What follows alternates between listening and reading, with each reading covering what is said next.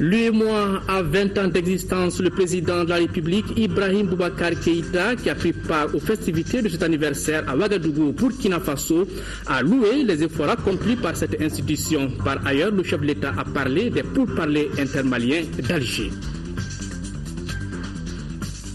Justement, les pourparlers intermaliens d'Alger qui devaient reprendre aujourd'hui ont été finalement reportés à demain et pour cause, plusieurs mouvements du Nord ne sont pas au rendez-vous. Les explications de nos envoyés spéciaux dans cette édition. La journée du bégaiement, c'est ce 22 octobre, une journée retenue pour attirer l'attention sur ceux qui ont des troubles spécifiques de la parole. Voilà pour les titres. Mesdames, Messieurs, bonsoir et bienvenue dans cette édition. Je vous le disais à l'instant, le président de la République est arrivé aujourd'hui à Ouagadougou pour prendre part aux festivités marquant le 20e anniversaire de l'UEMOA. À sa descente d'avion, le chef de l'État s'est prêté aux questions de la presse internationale. Ibrahim Boubacar Keïta s'est dit confiant quant à l'issue du dialogue intermalien qui se tient à Alger. Il a également exprimé sa grande satisfaction par rapport aux résultats atteints par l'UEMOA. Il est au micro de nos envoyés spéciaux, Mohamed Touré et Dembawan. C'est le lieu également de remercier le Burkina. C'est également mon frère Blaise pour tous les efforts qu'il a déployés et tout ce qu'il déploie encore comme effort aujourd'hui pour que les frères maliens s'entendent. Nous l'avons dit et nous le répétons sans cesse et nous ne cesserons de le faire. Il n'y a pas d'alternative à la paix. Et cette paix ne peut se concevoir, elle ne se conclura qu'autour d'une table verte. Et c'est pour ça que nous sommes en Alger avec beaucoup de confiance, beaucoup de sérénité. Et nous souhaitons, au terme de pourparlers qui ont été conduits de manière approfondie, de long en large, impliquant la société civile de l'ensemble du pays, toute la communauté de la nation malienne, qu'enfin nous pourrons espérer un accord définitif, global et durable. Seule condition d'un développement du Mali, parce que nous ne pouvons pas développer un pays qui n'est pas stable, un pays où il n'y a pas la paix. Et dans notre pays aujourd'hui, si les différentes zones du pays présentent des visages différents, le Nord particulièrement est en déficit de développement prononcé. Ce n'est pas une marginalisation de volontaires politiques, mais dû à des conditions historiques, à des conditions géographiques qui sont très très dures. Et je pense que l'ensemble national malien va faire en sorte que vraiment nous ayons un développement accéléré de cette zone-là dans le futur, Inch'Allah, dès qu'il y aura l'accord de paix. Donc je crois que pour parler actuellement en Alger, les négociations plutôt en Alger s'ouvrent sous de bons auspices, avec une confiance réelle pour notre part. Et je pense également que nous pensons que nos frères également sont dans la même dynamique, sont déterminés aussi à ce que nous réussissions le pari de la paix. Et là aussi, nous comptons encore sur le Burkina Faso. Je voudrais dire le plaisir que j'ai, comme toujours, à me retrouver dans ce magnifique pays, je considère quelque part comme le mien, le Burkina Faso. Et remercier également les autorités burkinabés, singulièrement mon frère, le Premier ministre Lucas Dolfiao, de l'accueil qu'il me réserve aujourd'hui, et dire que c'est avec un immense plaisir, une grande satisfaction que je me trouve ici avec nos frères de la sous-région pour célébrer le 20e anniversaire de notre union économique et monétaire, qui a fait du chemin depuis. Il a fait du chemin et c'est un modèle aujourd'hui de réussite dont nous sommes tous fiers. Et je crois qu'il était tout à fait indiqué que nous venions assembler et célébrer ce que nous avons mis sur les fonds baptismaux il y a 20 ans. L'intégration ouest-africaine, si elle est considérée aujourd'hui comme une réussite, c'est bien évidemment d'abord et grâce à l'UEMOA.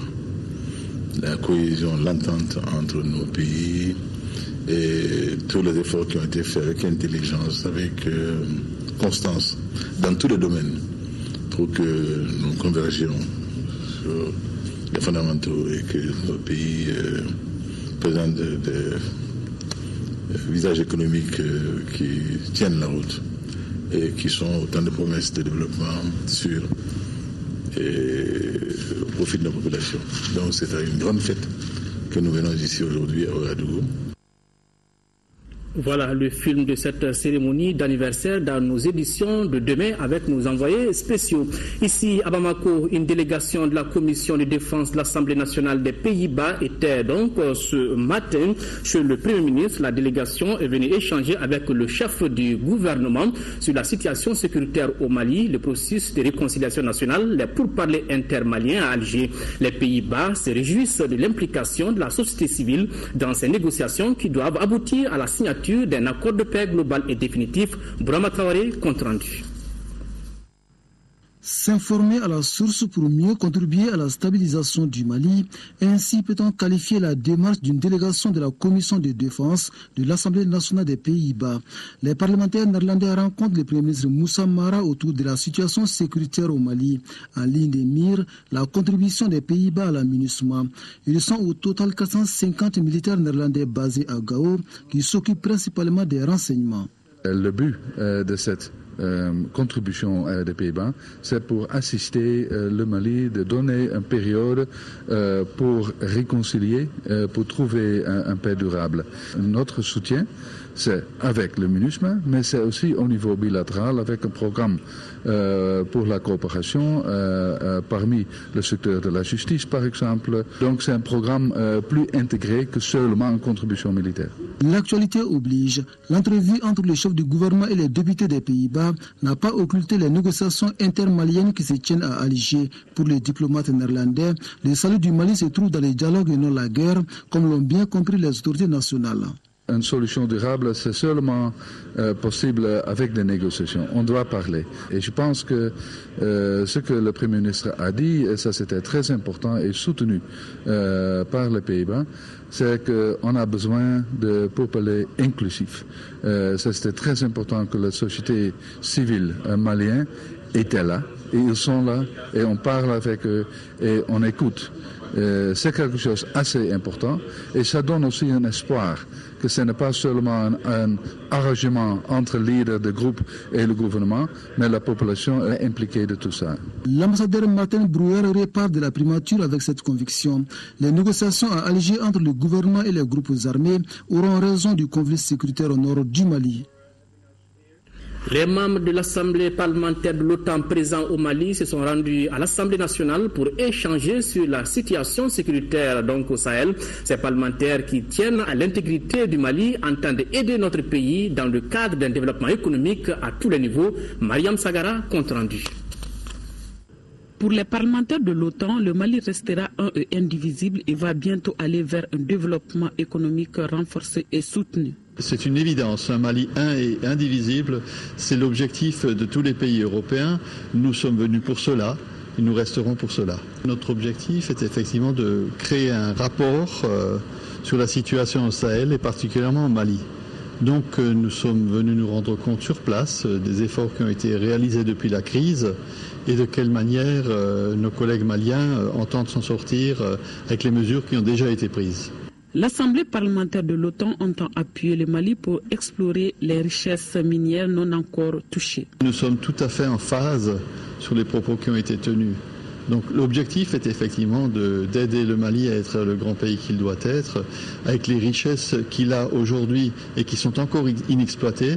Je pense notamment aux capacités d'irrigation pour faire une grande agriculture, aux richesses minières qui ne sont pas encore exploitées. Je ne parle pas de l'or parce que ça, on le connaît. On sait aussi que l'or a eu une chute d'un tiers dans l'année en cours. Donc les autres richesses qui existent dans le sous-sol malien ne sont pas encore exploitées. Et je pense qu'il faudra donner tous les moyens au Mali pour arriver à exploiter ces richesses et à recréer une véritable industrie.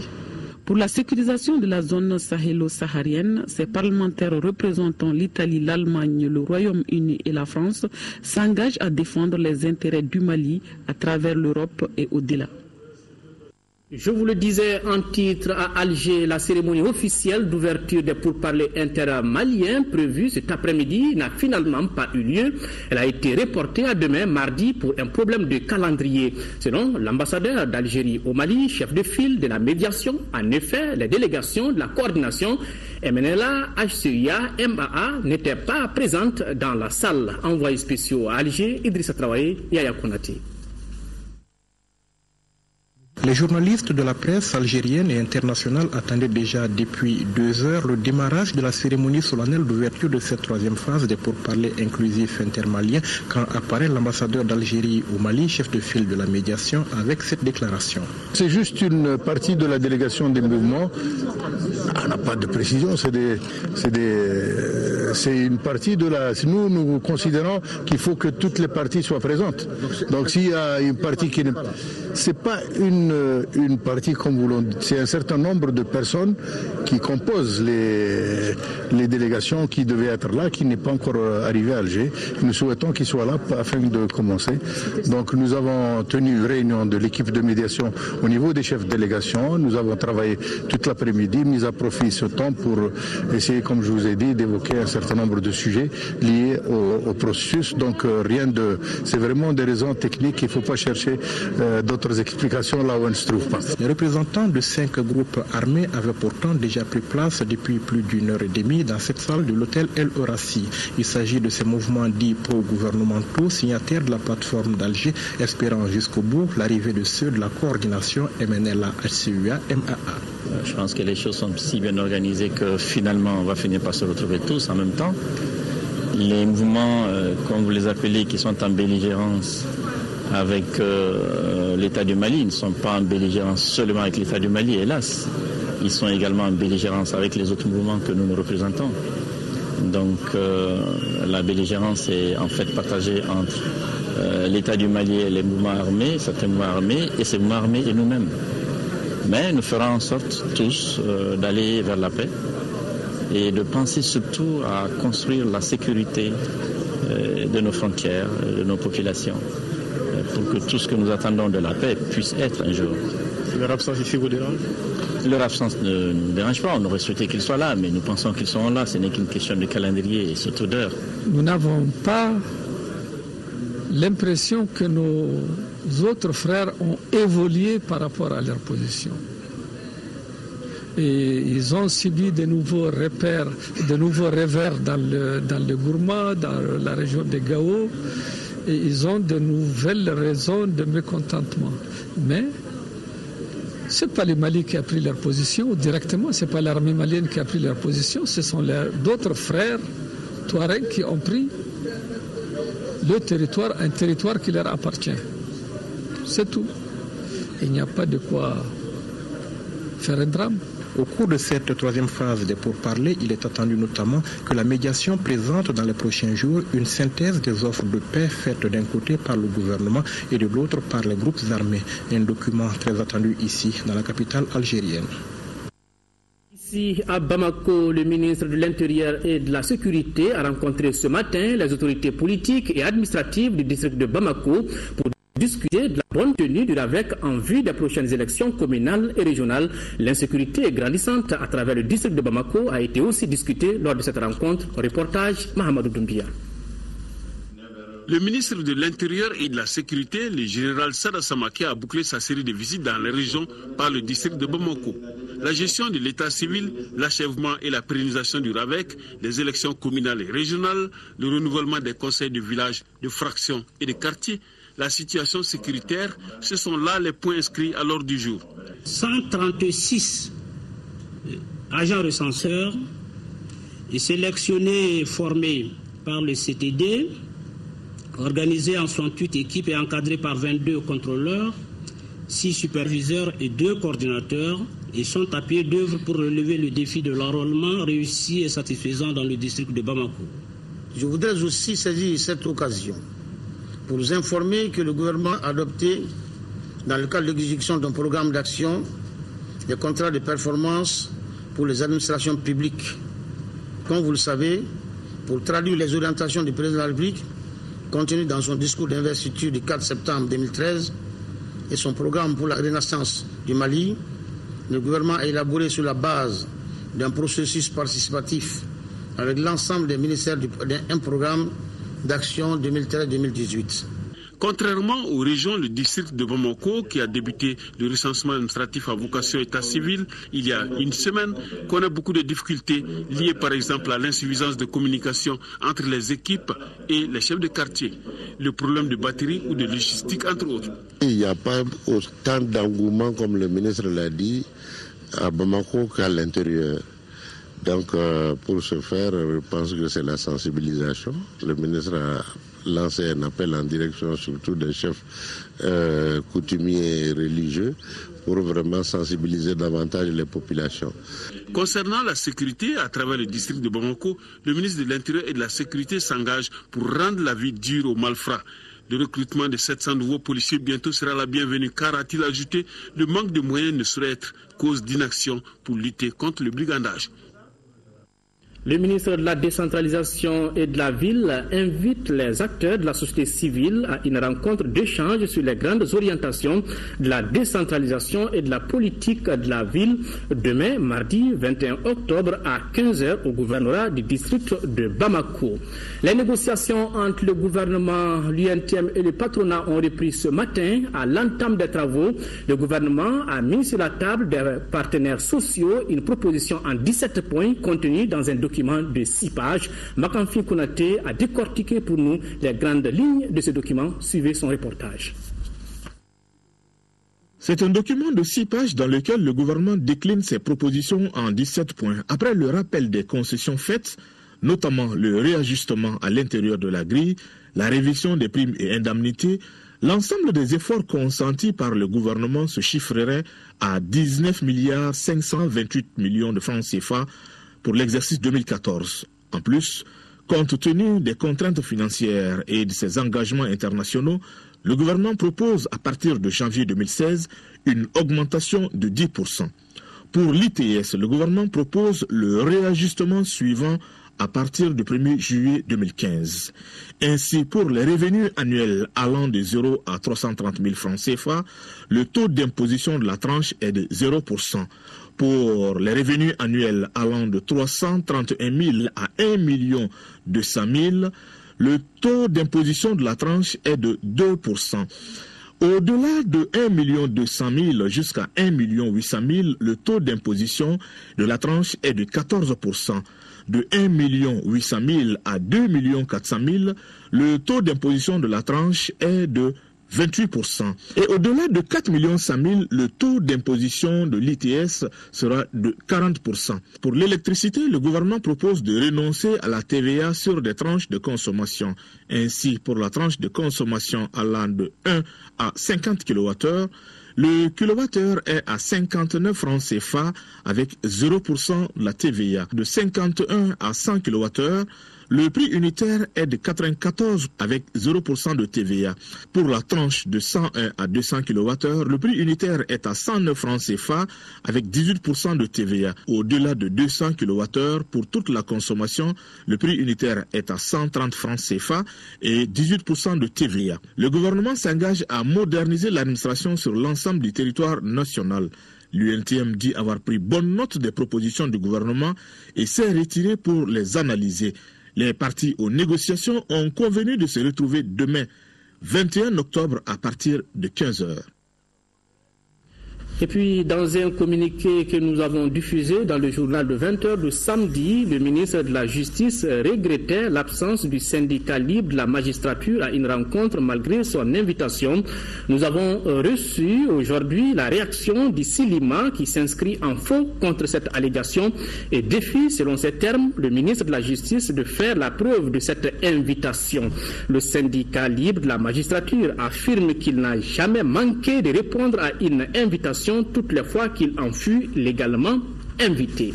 Démarrage officiel de l'opération de contrôle physique des agents de l'État. Le ministre de la fonction publique et ses partenaires s'attellent à résoudre les difficultés logistiques et de coordination. Au ministère de l'économie numérique, de l'information et de la communication, l'opération a effectivement démarré. Moïse Traoré, reportage. Les effectifs des 8 services du cabinet du ministère de l'économie numérique, de l'information et de la communication sont estimés à plus de 675 fonctionnaires. À la direction des finances et du matériel DFM du département, le contrôle a difficilement débuté. Pour le moment, ça se passe bien pour le moment. Oui, bon, ils n'ont pas eu trop de problèmes. Je pense que l'organisation, c'est bien pour le moment. Pour un début, ça va. Il peut y avoir des inquiétudes pour ceux qui ont des prêts à la banque. Pour être honnête, ils doivent aller éponger leurs dettes à la banque. Plus de 3 heures après le début de l'opération, des travailleurs étaient encore dans le couloir. Le contrôle a été un peu prématuré. Donc l'équipe qui est sur place ici n'est pas du tout organisée, quoi. Donc on est là depuis 8 heures. Je vois que le cabinet et le DFM, tout est mélangé, quoi. Voilà, donc c'est très très désordonné vraiment. Au niveau du trésor, celui qui doit assurer devait prendre des dispositions à ce niveau pour venir payer. Je crois que c'est à ce niveau qu'il y a eu un peu de retard. L'équipe n'est pas tellement rigoureuse, tout à fait. Les pièces qui sont exigées, ça c'est la carte d'identité en cours de validité et puis l'acte d'intégration ou bien la décision de recrutement. Le contrôle était programmé à l'ORTM à partir de 14h30. À 16h30, les 460 fonctionnaires de l'office n'avaient aucune nouvelle de l'équipe de contrôle. Au ministère de la fonction publique, on assure mettre les bouchées doubles pour résoudre les problèmes de logistique et de coordination. Oui, et le RTM attend son tour. Le président de l'Assemblée nationale, Ishaka Sidibé, à la tête d'une délégation de parlementaires, a effectué du 15 au 18 octobre dernier une visite d'amitié et de fraternité à Khartoum à l'invitation de son homologue du Soudan. Au cours de cette visite, les parlementaires des 2 pays ont eu des entretiens fructueux sur plusieurs sujets d'intérêt commun, notamment la sécurité et la lutte contre le terrorisme dans la région du sahélo-saharienne, la diplomatie parlementaire, le renforcement de la coopération bilatérale et l'intégration africaine. Agibou Koulibaly, commentaire. Au cours de cette visite du président de l'Assemblée nationale du Mali à Khartoum, l'honorable Ishaka Sidibé et son homologue du Soudan ont passé en revue la situation actuelle des 2 pays respectifs dans un contexte international marqué par la violence et le terrorisme qui n'épargne aucun pays. Les 2 personnalités se sont félicitées du dialogue national lancé en janvier dernier au Soudan et des pourparlers en cours à Alger sous l'égide de la communauté internationale pour la conclusion d'un accord de paix global et définitif au Mali. Le président de l'Assemblée nationale du Soudan a fait part de sa détermination ainsi que celle de son pays à aider le Mali dans sa lutte contre le terrorisme. Par ailleurs, les 2 personnalités se sont engagées à tout mettre en œuvre afin de renforcer les relations entre le Soudan et le Mali, notamment dans les domaines prioritaires de l'agriculture, de l'élevage, la culture et l'éducation. Au terme de cette visite, l'honorable Sidibé a adressé une invitation à son homologue du Soudan à effectuer une visite au Mali, une invitation acceptée par ce dernier et dont il convient de fixer la date. Le Mali et les États-Unis intensifient les partenariats à travers la coopération décentralisée. Les villes de Ségou et de Chimone viennent en effet de poser de nouveaux jalons dans le cadre de leur jumelage. En visite sur place, la délégation de la cité des Balanzans a pu signer des conventions portant sur près d'une centaine de millions de francs CFA dans les domaines de la santé et de l'éducation. Une coopération décentralisée qui s'est élargie au-delà de la Virginie avec un nouvel axe établi avec la ville de Louisville dans l'État de Kentucky. Le reportage de Salif Sanogo. La joie se lisait sur le visage des membres de cette équipe pluridisciplinaire de Ségou qui vient de boucler un séjour riche aux États-Unis. Pour une première prise de contact avec la ville de Louisville, dans le Kentucky, ils ont pu ramener une importante aide médicale évaluée à plusieurs dizaines de millions de francs CFA. Nous avons pu signer une convention d'appareillage et puis d'équipements médicaux qu'on a pu même déjà charger devant nous-mêmes 5 conteneurs qui vont être destinés à l'hôpital Nianakoro Fomba de Ségou et quelques chefs-hommes de la région. Pour marquer les 5 ans du jumelage coopération liant Ségou à la ville de Richmond, en Virginie, la délégation a pu décrocher une enveloppe d'environ 60 millions de francs CFA de la fondation Bill et Melinda Gates dans le cadre de la lutte contre le sida. Et dans le domaine du savoir, l'université de Ségou, dans un premier temps, et les 4 universités de Bamako, dans une seconde phase, vont nouer un partenariat avec VCU, l'université centrale de la Virginie. Je suis très satisfait et surtout c'est la première fois que la mission est un certain niveau parce que le gouverneur de la région a bien voulu quand même être là avec nous.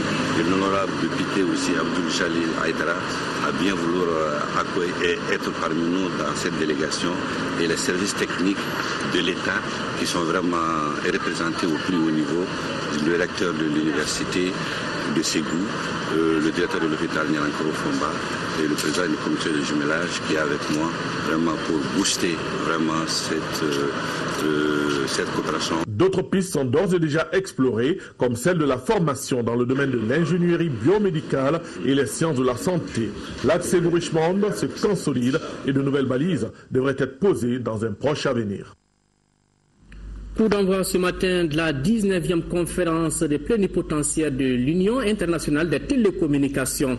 La rencontre se tient à Busan, en Corée du Sud. C'est un rendez-vous qui détermine les orientations stratégiques de l'UIT. L'un des temps forts de cet événement sera l'élection d'un nouveau secrétaire général de l'organisation, Ibrahim Traoré.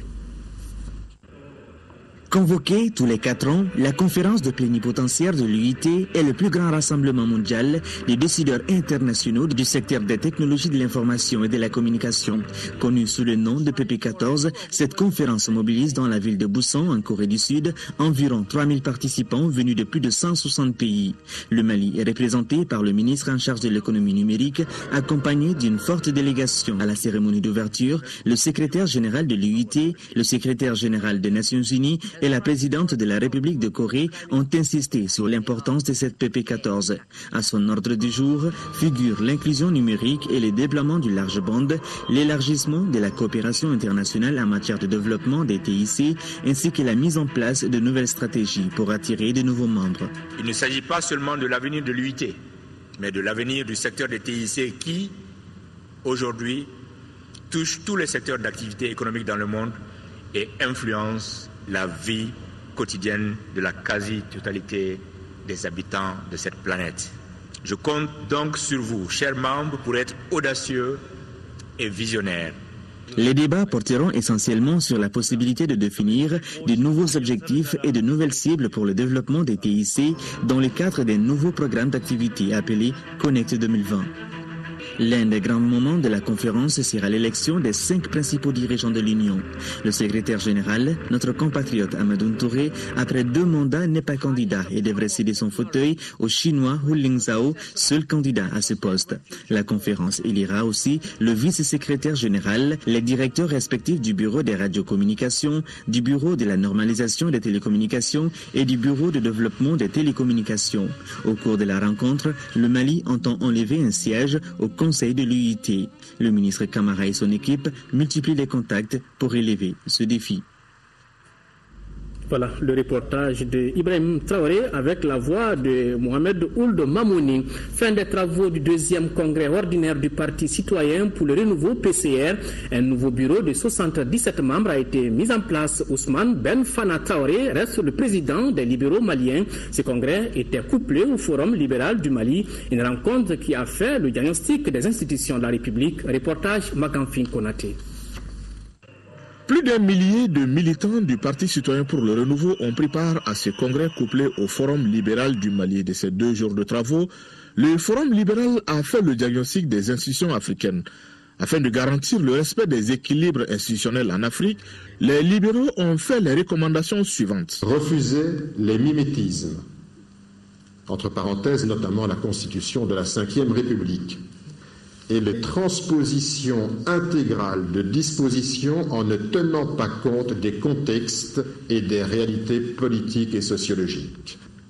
Conformer les textes à la réalité en respectant les dispositions constitutionnelles délimitant les pouvoirs de chaque institution.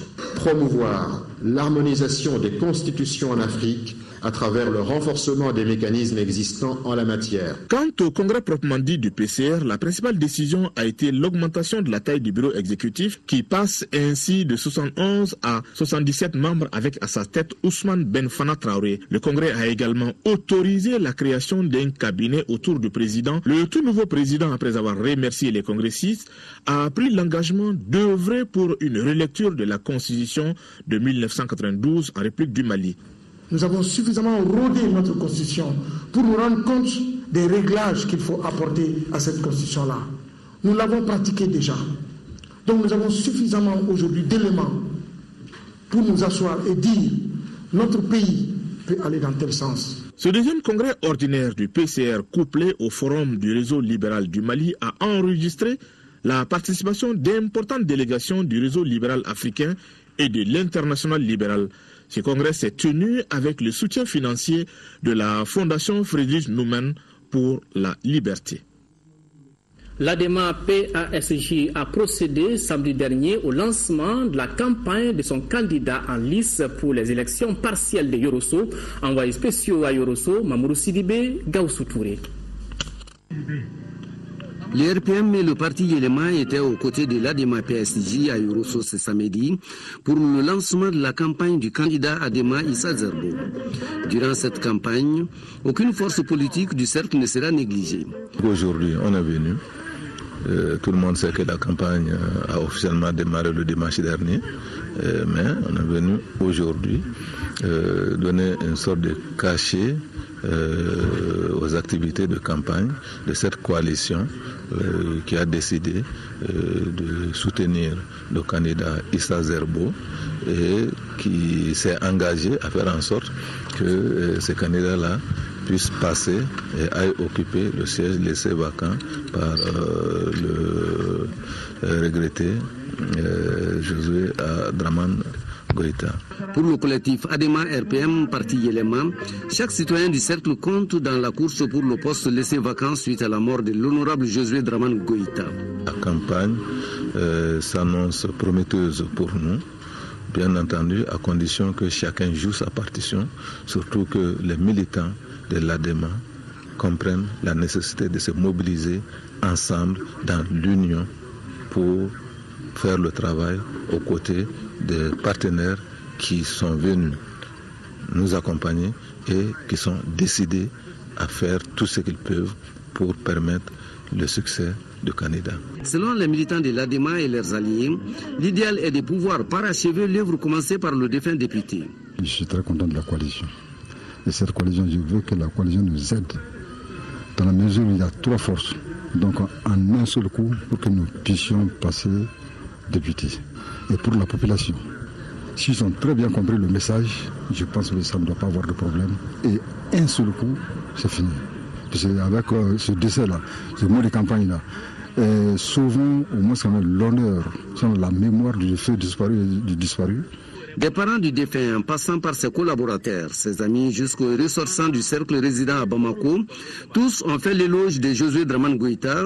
C'est pourquoi ils se sont tous engagés au nom des populations des 98 villages du cercle à voter massivement le 2 novembre prochain en faveur du candidat ADEMA. La seule manière pour eux d'honorer la mémoire de l'illustre disparu. Élection partielle de Yorosso. Après ce journal, vous pouvez suivre le message de campagne du candidat de l'URD. Et pour être tout à fait plus complet, le président du comité national de l'égal accès aux médias d'État invite les candidats et les représentants des partis politiques dont les noms suivent à se présenter au siège de l'organe le mardi 21 octobre 2014 pour l'enregistrement de leur message de campagne. 9h, M. Joël Goïta, Sadi, 9h30, M. Opré Makounou, RPDM. À Tombouctou, le groupement des partis politiques pour la démocratie et la paix a procédé au lancement des opérations Mbemali-Fait. Les partis politiques de la majorité présidentielle comme ceux de l'opposition ont participé à la conférence sur l'an 1 du président Keïta. Reportage Yahya Tandina. C'est par une conférence sur le patriotisme et le sursaut national que le groupement des partis politiques pour la démocratie et la paix, GPP, a procédé au lancement des opérations Mbe-Malifait. Leaders politiques, membres de la société civile, tous étaient venus pour contribuer aux échanges initiés par les partis politiques de la majorité présidentielle. Cette population brave qui a marqué l'histoire récente de notre pays d'occupation par des marches de soutien à l'autorité nationale du président de la République et à son gouvernement. Voilà pourquoi nous sommes venus, à la fois en tant que politique, mais aussi avec une bonne partie de la société civile qui est venue soutenir cette opération que nous avons dénommée Opération Mbe-Malifait. L'opération Mbe-Malifait, c'est une opération effectivement qui permet de faire vibrer cette fibre patriotique. C'est une opération qui permet de faire revenir les citoyens au niveau du comportement, du changement de comportement, de l'acceptation, n'est-ce pas, des autorités, de l'acceptation des uns et des autres et du bon vivre ensemble. Auparavant, le ton a été donné par les responsables locaux qui ont salué la démarche.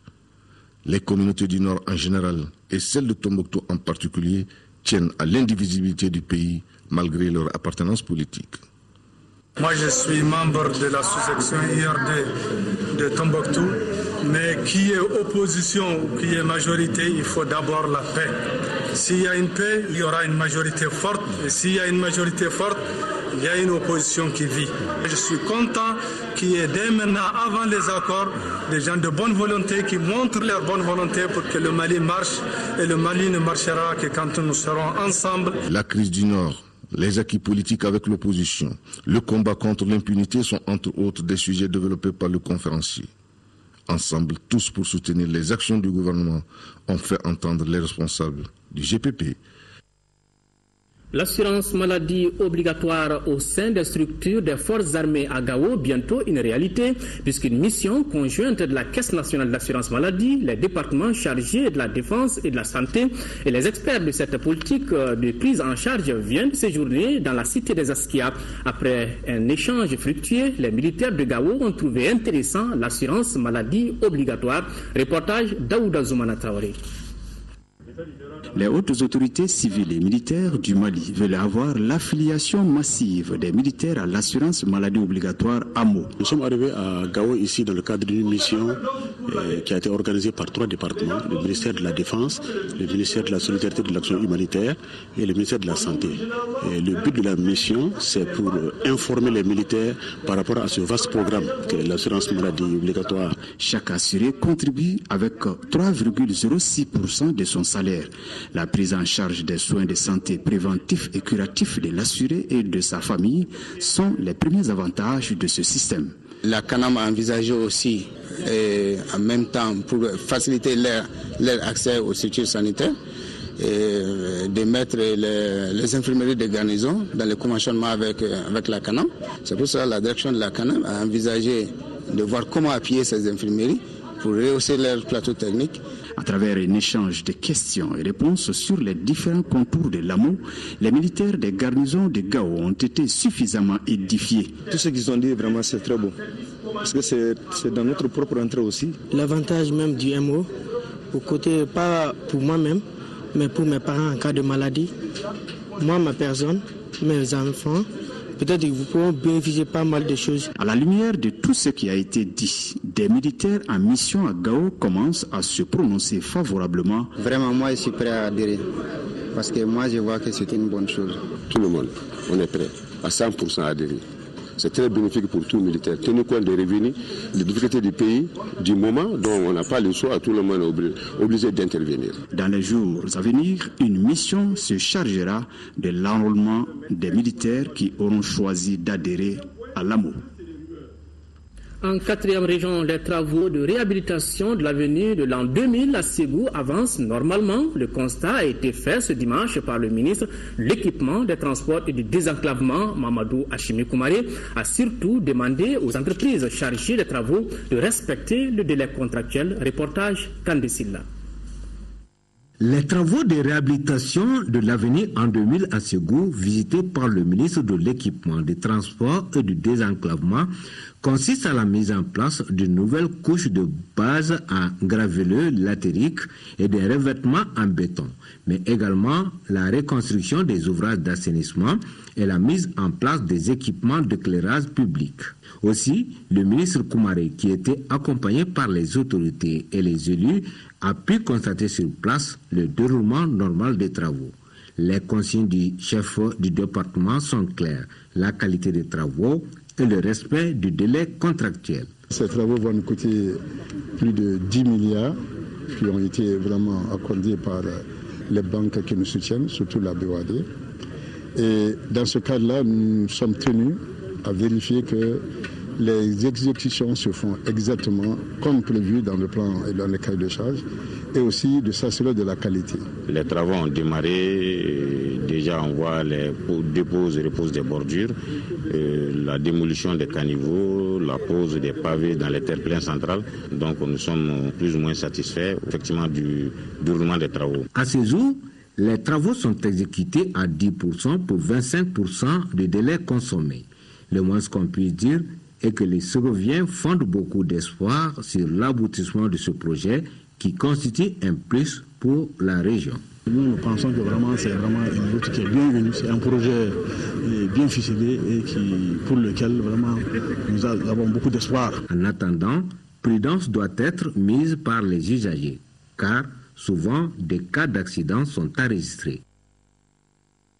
Autre infrastructure en deuxième région, la localité de Souban a abrité le lancement du projet de construction de 50 kits scolaires dans le cercle de Koulikoro, qui est composé de 6 classes et une direction, toutes équipées, un bloc de 4 latrines, une infirmerie et un château d'eau à panneaux solaires. Reportage Ousmane Koïta.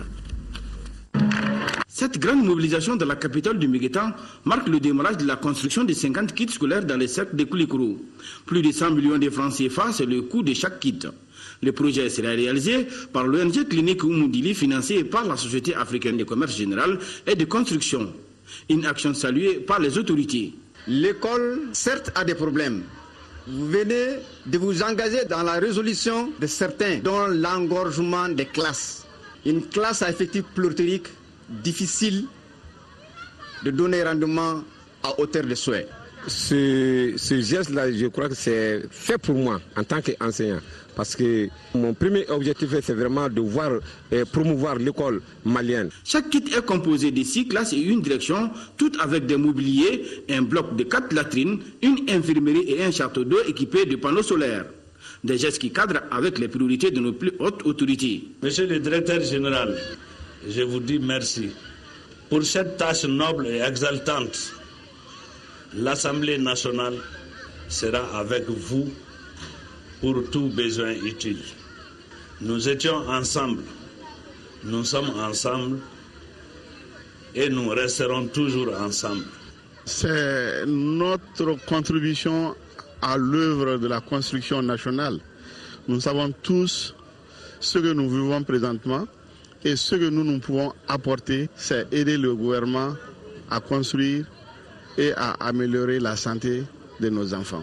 Les autorités locales de Koulikoro ont toutes salué les projets et souhaitent plein succès aux travaux de l'entreprise. Dans le cadre de son plan de riposte face aux risques liés à l'épidémie à virus Ebola en Afrique de l'Ouest, le ministère de la Santé et de l'Hygiène publique organise un exercice de simulation soutenu par l'Organisation mondiale de la santé. Pour ce faire, une mission composée d'experts du bureau régional du siège de l'OMS appuyé par l'Institut national de santé publique du Québec, de l'USAID et du CDC séjourne actuellement au Mali pour travailler avec les différents services nationaux impliqués dans la préparation et la riposte face aux risques. Focus Santé, la journée mondiale du bégaiement, c'est ce 22 octobre, une journée retenue pour attirer l'attention sur ceux qui ont des troubles spécifiques de la parole. L'équipe de Focus Santé s'est intéressée à la question et est allée chez un orthophoniste rencontrer des personnes qui cherchent à surmonter les handicaps. Reportage Tessira Emmanuel Dambélé.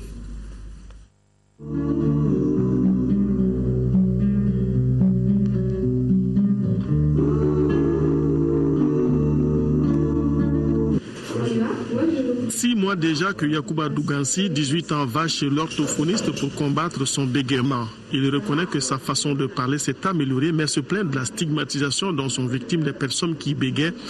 En classe, par exemple, impossible de s'exprimer sans être victime des railleries des camarades.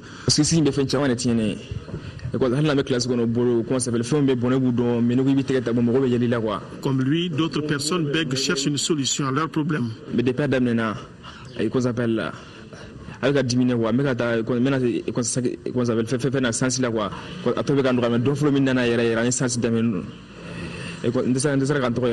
Pour l'orthophoniste, le bégaiement est un problème de fluidité de la parole qui peut apparaître dès le bas âge. Le bégaiement peut apparaître vers l'âge de 2 à 3 ans, de 3 à 7 ans chez les enfants. Si un enfant a des parents qui bégayent, ça veut dire qu'il est déjà prédisposé à développer le bégaiement. Mais qu'est-ce qui se passe? L'environnement peut contribuer à faciliter ou à atténuer ce bégaiement, à faire disparaître ce bégaiement. L'environnement peut être un facteur déclencheur de ce bégaiement-là. Dans la prise en charge, pas de médicaments, mais des comportements à adopter, des situations à affronter, des exercices. Ces exercices permettent aux patients d'être détendus et de se préparer pour l'acte de la parole. Ça concerne en général les organes qui interviennent dans l'acte de la parole. Il y a aussi les muscles aussi qui interviennent aussi.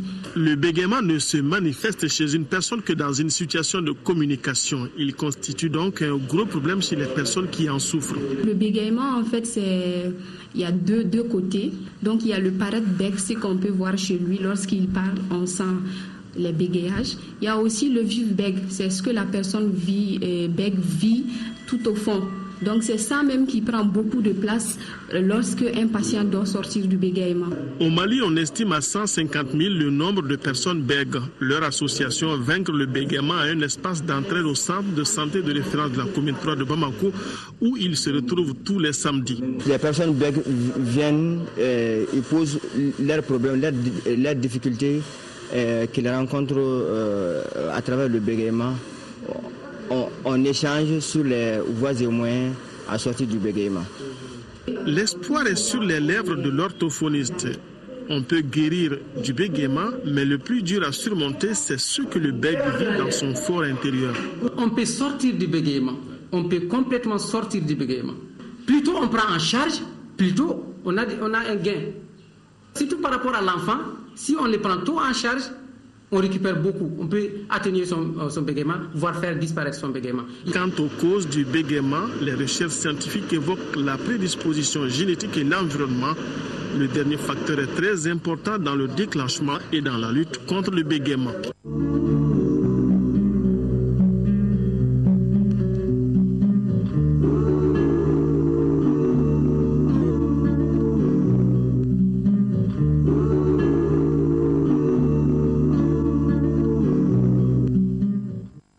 Voilà, c'est la fin de cette édition. Au nom de l'ensemble de la rédaction, merci de votre aimable attention. Autre rendez-vous avec l'actualité demain 10h, 13h, une présentation de Khadija Toukone, mais tout à l'heure, le journal télévisé d'information avec Rachel Tessogué. Bonsoir à nos téléspectateurs de Pretoria, en Afrique du Sud. Au revoir et qu'Allah bénisse le Mali.